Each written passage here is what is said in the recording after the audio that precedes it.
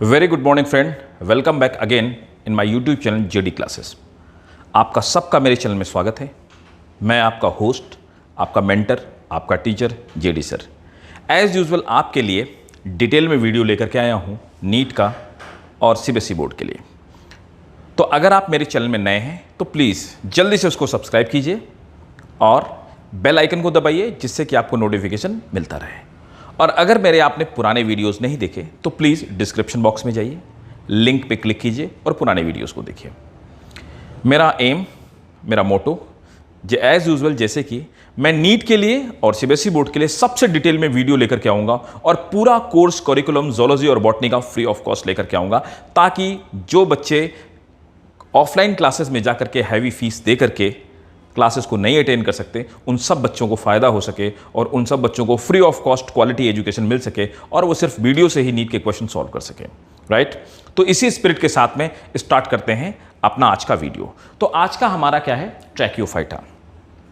ट्रैकियोफाइटा में टेरिडोफाइटा आते हैं और टेरिडोफाइटा में लास्ट क्लास में मैं एक लेक्चर दे चुका हूं, जिसपे मैंने आपको ड्रायोप्टेरिस की लाइफ साइकिल बताई थी। वो बहुत इंपॉर्टेंट है, अगर आपने नहीं देखी तो प्लीज़ आप इसको पॉज कीजिए। सबसे पहले आप डिस्क्रिप्शन बॉक्स में जाइए, मेरा लास्ट वाला जो वीडियो है उसको आप जाकर के देखिए और उसके बाद फिर आपको देखिए, आपको बेटर अंडरस्टैंडिंग मिलेगी। राइट, तो देखिए ट्रैकियोफाइटा वो प्लांट है, अभी तक हमने क्या पढ़ा, एल्गी पढ़ा, हमने ब्रायोफाइट्स पढ़े।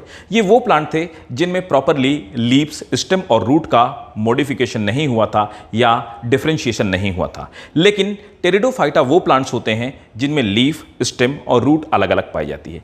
ट्रैकियोफाइटा कौन से प्लांट होते हैं? ट्रैकियोफाइटा वो प्लांट हैं, इनमें हमने उन प्लांट्स को रखा जिनमें वैस्कुलर बंडल पाए जाते हैं। तो वैस्कुलर बंडल्स जिनमें पाए जाते हैं उन सभी प्लांट्स को हम ट्रैकियोफाइटा में रखते हैं। सो देखिए, वैस्कुलर बंडल्स आप में से बहुत सारे लोगों को पता होगा और बहुत सारे लोगों को नहीं पता होगा कि वैस्कुलर बंडल्स में क्या क्या आते हैं। वैस्कुलर बंडल में दो चीज़ें आती हैं, एक तो जाइलम और दूसरा फ्लोएम। हम इन तीनों चीज़ों के बारे में, मतलब वैस्कुलर बंडल्स में क्या क्या आते हैं और ये जाइलम और फ्लोएम के कंपोनेंट क्या क्या होते हैं, प्लांट टिश्यूज में अगले चैप्टर्स में हम इसमें डिटेल में स्टडी करेंगे। तब तक के लिए आपको इतना पता ही होगा, ऑलरेडी आप 10th में पढ़ चुके होंगे कि वैस्कुलर बंडल में जाइलम और फ्लोएम आते हैं। जाइलम वो होते हैं जिनका काम होता है वाटर को कंडक्ट करना और फ्लोएम वे होते हैं जिनका काम होता है फूड को कंडक्ट करना। इस तरह के टिश्यूज एल्गी में नहीं मौजूद थे और ना ही ब्रायोफाइटा में मौजूद थे। यह एवोल्यूशन है। तो जब टेरिडोफाइटा आए, मींस ट्रैकियोफाइटा आए, ऐसे प्लांट्स आए जिनमें अब वैस्कुलर बंडल पाए जाते थे। मींस रूट से लेकर के लीव्स तक वाटर ले जाने के लिए स्पेशल टाइप के टिश्यूज थे जिनको हमने जाइलम कहा, और ऊपर से लीफ से रूट तक फूड को लेकर के आने वाले अलग तरह के टिश्यूज डेवलप हुए या कंडक्टिव टिश्यूज डेवलप हुए जिनका की काम था ऊपर से नीचे फूड को लेकर के आना। ऐसे सभी प्लांट्स को हमने ट्रैकियोफाइटा में रखा। तो ट्रैकियोफाइटा में कौन कौन से प्लांट आते हैं? ट्रैकियोफाइटा में आप रखते हैं, सबसे पहले आते हैं, सबसे पहले एवोल्यूशन के दौर में जो ट्रैकियोफाइटा में आए वो थे हमारे टेरिडोफाइट्स, जो कि हम आज पढ़ने वाले हैं, टेरिडोफाइट्स। दूसरे हमारे आते हैं कौन से? जिम्नोस्पर्म्स, जो हम इसके बाद में पढ़ेंगे, जिम्नोस्पर्म्स। और तीसरे हमारे आते हैं एंजियोस्पर्म्स। तो अब ये तीनों में वैस्कुलर बंडल पाए जाते हैं, इसलिए तीनों को हम ट्रैकियोफाइटा में स्टडी करते हैं। तो सबसे पहले हम पढ़ते हैं टेरिडोफाइटा। तो ट्रैकियोफाइटा के अंदर जो सब ग्रुप है, ट्रैकियोफाइटा के अंदर जो सब ग्रुप आपका टेरिडोफाइटा है, उसमें वैस्कुलर बंडल पाए जाते हैं। यहां पर स्पेशल क्वेश्चन ये है कि वैस्कुलर बंडल को कहते क्या है। यहां पे जाइलम और फ्लोएम के सभी टिश्यूज फुली डेवलप नहीं होते, इसीलिए इन वैस्कुलर बंडल को हम स्टील के नाम से जानते हैं। इसीलिए हम ये कहते हैं स्टीलर सिस्टम पाया जाता है। हम ये कहते हैं कि vascular bundles means stealer system के फॉर्म में टेरिडोफाइट्स में पाए जाते हैं। दूसरी टेरिडोफाइट की खास बात क्या होती है? सेकंड नंबर पर अगर आते हैं तो इसका जो स्पोरोफाइट होता है, स्पोरोफाइट कॉन्स्पिकुअस होता है। कॉन्स्पिकुअस होता है। कॉन्स्पिकुअस मतलब ये प्रीडोमिनेंटली दिखाई देता है। इसमें लीफ जैसे स्ट्रक्चर्स पाए जाते हैं, स्टेम पाए जाते हैं, रूट पाए जाते हैं और शेप में बड़ा होता है। और दूसरा इन्हीं में एक और प्लांट पाया जाता है, तो इसकी पूरी लाइफ साइकिल में स्पोरोफाइट वो होते हैं जिनके ऊपर लीव्स में स्पोर का फॉर्मेशन होता है। तो स्पोरोफाइट अगर आपने देखा होगा तो टेरिडोफाइटा में नीचे इस तरह पे यहां पर कुछ हॉरिजेंटल राइजोम जैसे स्ट्रक्चर्स पाए जाते हैं। इन राइजोम जैसे स्ट्रक्चर्स में यहाँ पर एक बड़ा सा स्टेम और उस स्टेम पे लीफ जैसे स्ट्रक्चर या लीफ सॉरी नॉट लीफ जैसे स्ट्रक्चर लीफ ही पाई जाती हैं, छोटी छोटी लीव्स पाई जाती हैं। ये लीव्स जो होती हैं ये अल्टरनेटली अरेंज होती हैं और किसी किसी में एक्रोपिटल मैनर में अरेंज होती हैं। कुछ इनमें इस तरह की सर्सिनेट लीव्स भी पाई जाती हैं, जो कि मैंने लास्ट वाले वीडियो में प्रॉपर्ली आपको बताया था। ड्रायोप्टेरिस एक तरह का टेरिडोफाइटा ही था। तो इन लीव्स को हम लोग फ्रॉन्ट्स कहते हैं। ये बात भी मैं आपको लास्ट वाले क्लास में बता चुका हूं। इनके ऊपर ये जो पत्तियां हैं, इन पत्तियों के ऊपर छोटे छोटे ब्रिस्टल्स या छाले जैसे स्ट्रक्चर्स पाए जाते हैं। ये ब्रिस्टल लाइक जो स्ट्रक्चर होते हैं, इन स्ट्रक्चर को हम स्पोरेंजिया बोलते हैं और इन स्पोरेंजिया के कलेक्शन को सोराई कहते हैं। ये बात भी हम लास्ट वाले वीडियो में डिस्कस कर चुके हैं। तो ये इस तरह के स्ट्रक्चर प्रीडोमिनेंटली दिखाई देते हैं किनमें? टेरिडोफाइटा में। इन्हीं की लाइफ साइकिल में टेरिडोफाइटा के अंदर अब यहां पर बात करते हैं स्पोर्स का फॉर्मेशन होता है। जिन स्पोर का फॉर्मेशन होता है, इन स्पोर को हम मियोस्पोर्स बोलते हैं। मियोस्पोर्स जो बनते हैं ये टेरिडोफाइटा में स्पोरेंजिया के अंदर मियोसिस से या रिडक्शन डिवीजन के थ्रू बनते हैं। मतलब कि जब यहां पर मियोस्पोर्स का फॉर्मेशन होता है तो रिडक्शन डिवीजन होता है, मियोसिस होता है। हमें पता है कि मियोसिस या रिडक्शन डिवीजन में नंबर ऑफ क्रोमोसोम्स आधे हो जाते हैं, इसलिए जो मियोस्पोर्स का फॉर्मेशन होता है वो मियोस्पोर्स हैप्लॉइड होते हैं और यही मियोस्पोर बाद में जर्मिनेट कर जाते हैं और गैमेटोफाइट का फॉर्मेशन करते हैं, दूसरे तरह के प्लांट का फॉर्मेशन करते हैं। अब आते हैं स्पोरोफाइट्स में जो स्पोर बनते हैं स्पोरेंजिया के अंदर, वो स्पोर्स किस तरह के बनते हैं। तो ड्रायोप्टेरिस आप एक बार देखेंगे, आपने अगर लास्ट वाला वीडियो मेरा देखा होगा तो आपने देखा होगा इस तरह की स्पोरेंजिया थी और उसके रप्चर हो जाने के बाद, डेहाइसेंस के बाद, वहां से इस तरह के मियोस्पोर निकलते हैं। मियोस्पोर दो कैटेगरी के हो सकते हैं किसी भी टेरिडोफाइटा के अंदर। सबसे पहले मियोस्पोर होते हैं जिनको हम होमोस्पोरस बोलते हैं। होमोस्पोरस स्पोर वो होते हैं जिनमें एक ही तरह के स्पोर पाए जाते हैं, सेम टाइप के स्पोर पाए जाते हैं।